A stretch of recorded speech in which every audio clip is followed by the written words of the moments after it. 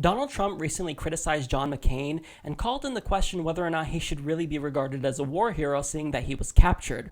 He's a war hero because he was captured. I like people that weren't captured, okay?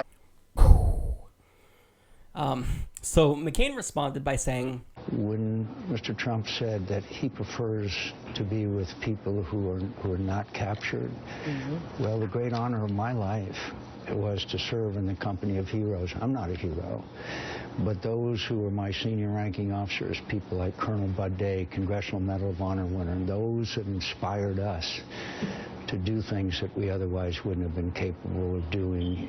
Those are the people that I think he owes an apology to. Now, Sarah Palin had to step in since she's friends with both of them, and she had this to say.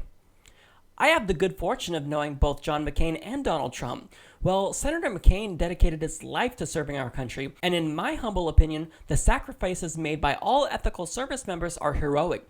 Putting it all on the line to defend freedom is heroic. Now, The Hill explains, Palin described Trump as a hero in another arena, praising his vocal positions on economic issues and illegal immigration, which have seen continued attention since his campaign launch in mid-June. Now, she's praising him on illegal immigration, but what she's really doing is praising him for being a racist. That's what she's literally doing, because he said that all Mexican immigrants are rapists. Now, Eric Bolin recently made the distinction saying, look, what Donald Trump said wasn't controversial because he was speaking about the undocumented immigrants, not the actual Mexican citizens or individuals who immigrate here legally.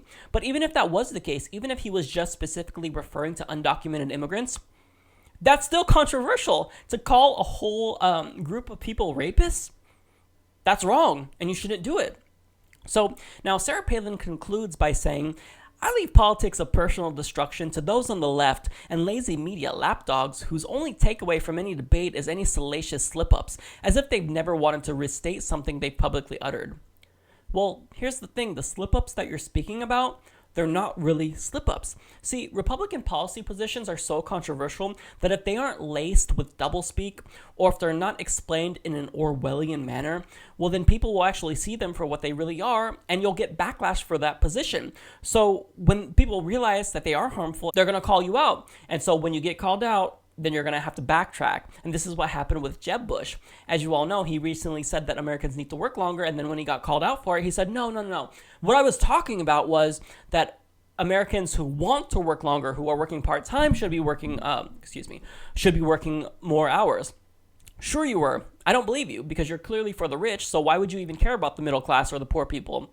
So here's the bottom line. Regardless of how you feel about the Vietnam War, you can at least make the case that John McCain was a war hero. I mean, he served his country, he was doing what he thought was right, and he was captured for that, and he suffered from torture, and it was probably the most traumatic thing he's lived through. Now, you can't make that case when it comes to Donald Trump. He was a draft dodger. He's never done anything that's really can be seen as noble. All he is a loudmouth billionaire who doesn't have a filter. Now, here's why Sarah Palin is coming to his defense, because she wants you to think that people with loudmouths are heroes, because she also has a loudmouth and she also doesn't have a filter, much akin to Donald Trump. So being a racist doesn't make you a hero, Sarah Palin. It makes Donald Trump a villain. And if you're defending him, then you're defending his policies, and that means that you're lumped in with that racist category as well.